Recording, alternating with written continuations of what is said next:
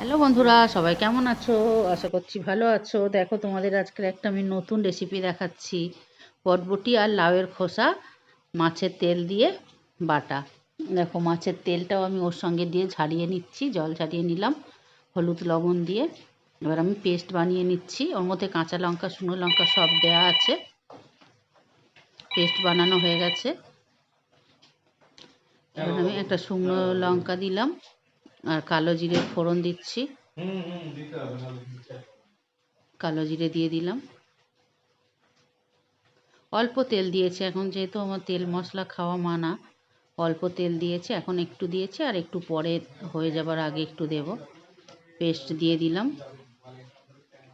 ওতে সব কিছুই দেয়া ছিল, নুন হলুদ। নাড়তে নাড়তে হয়ে গেছে, শুকিয়ে গেছে। এবার আমি নামিয়ে নিলাম। দারুণ খেতে হয়েছে। টাটা।